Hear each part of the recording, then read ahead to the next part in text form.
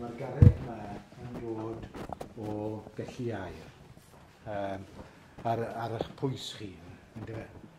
Mae'n un o drysorau cenedl y Cymru, achos mae wedi cael ei naddu ar y patrwm Celtaidd. Mae'n garreg hardd iawn, a fe welwch chi lot o waith yma. Oedd yna gopa i'r garreg sydd wedi mynd ar goll, ond y croes fydde ar y top. Felly mae'n dangos nôl dros 1000 o flynyddoedd yn ôl bod yna grefftwyr da iawn. Mae'n unig o straeon oedd yn gweud wedi dwy ddraig, un o Lloegr, un o Gymru. Wel, pa stori ti'n blico? Sa'n siŵr, gyd o'n nhw. Ie, yn unig o gyd o'n nhw. Ac fe welwch chi fan hyn bwyell o oes yr Efydd. Chi'n gwybod beth yw'r Efydd? Brons, ie. Ac mae nhw yn cael ei dangos fan hyn. Mae hwnna yn mynd nôl i oes Chwedl Llyn. Beth oedd enw y bachgen ath i Llyn? Chi'n cofio? Oedd nhw wedi cael Chwedl Llyn? Llyn. Chi'n cofio enw'r ffarm Blaen Sowdde. A hen enw ar Llyn yw Llwch Sowdde.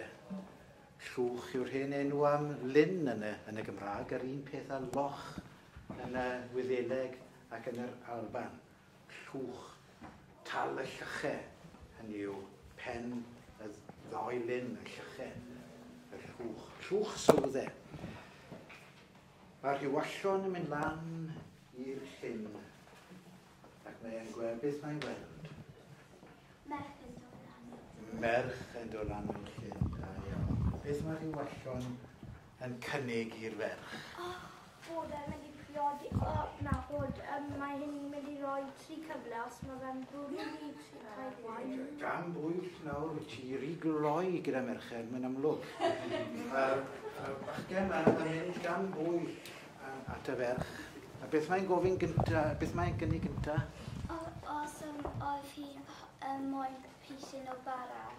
Mae'n cynnig bara iddi. A beth dwedodd hi pan gynnigodd e'r bara? Fi ddim yn hoffi e. A ddim yn hoffi e, beth oedd yn bod yna fe? Oedd e'n sych. Rhys sych. Reit. Cras dy fara. Hynny yw, mae'r bara yma rhy gras, rhy sych. A beth am y tro nesaf a Rhywallon, beth gynnigodd e? Bara yn llais ucheldig. Llais sych, da iawn. A beth nath hi tro ni? Oedd e'n digwili. Oedd y bara yn Rili, bod tro yna. Llaeth dy fara, meddwl ni. Llaeth yn yr ystyr o glib, ynddo fe? Bydd yn llaeth. Llaeth dy fara. Beth ddigwyddodd y trydydd tro ath e? Oedd fe wedi cynnig bara eto, oedd hi'n hoffi fe tro. Gymerodd i fe. A beth ddigwyddodd wedyn ni? Nawr te, le o ti? Ie. Oedd hi wedi rhoi 3 cyfle. Oedd dad hi wedi rhoi 3 cyfle. Os oedd e'n dod o hyd 2 waith, oedd ddim awl i fe priodi hi. Da iawn. Bwrodd i 2 waith. Cynni, doi ferch edrych ar un peth, yn roi'r un posi mas. Da iawn. A'i gweud, os gallu di weid pyn yw'r ferch gwrdes di? Beth nath hi? Da iawn, symud i throd, da iawn. Chi'n cofio'r stori yna, da iawn. Beth ddigwyddodd wedyn? Oedd y dad yn wedi rhoi'r ferch i'r dyn a wedyn oedd yn chwad y dirfed a anifeiliaid hi wedi dod â hi. Ie. A wedyn, pan oedd wedi bod yn 3 waith, oedd yn anifeiliaid, wedi mynd â anifeiliaid yn hyd. Da iawn. Yn ôl i'r llyn. Ar ôl bwrw i. Dim ond slaps bach. Just dweud wedd, nawr dyn ni ddim yn mynd I fwyd ti, yn rhywbeth fel hyn. Rai, paid â gwerthu'n, achos oedd hi'n gwerthu'n mewn angladd, dweud, pa'n yna, un ergyd ydyn. Ac mewn priodas a thi lefel.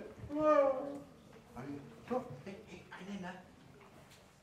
Ergyd arall. A mae'n gofyn iddi fynd I ôl ceffyl. Oeddi hwnna'n rhan o'r stori chi wedi clywed? Ac mae'n cymryd I faneg ac mae'n... Dôl mewn i'r llyn. Gwahanol fersiynau o'r stori, un o'r fersiynau yw os fe'n bwrw ddi a haearn. Ti wedi clywed y fersiwn o'r stori. Mae'n stori hen. A reswm I fi'n atgoffa chi amdano fe nawr, achos mae'n mynd nôl I gyfnod y bwyell efydd. Ac oedd rheina faint o flynyddoedd yn ôl. Ti'n gwybod? Miliwn? Miliwn, cwbl o filodd, cwbl piwr o filodd. Ie, rhyw 5,000 o flynyddoedd yn ôl. A stori mor hen a hynny. A mynd nôl i'r cyfnod cynnar.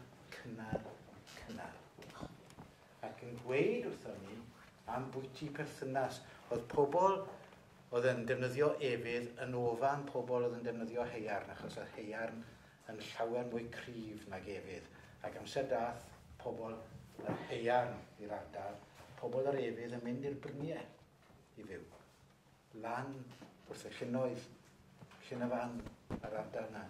Pobl yr haearn lawr yn y dyffryn. Ac yn ofan pobl yr haearn.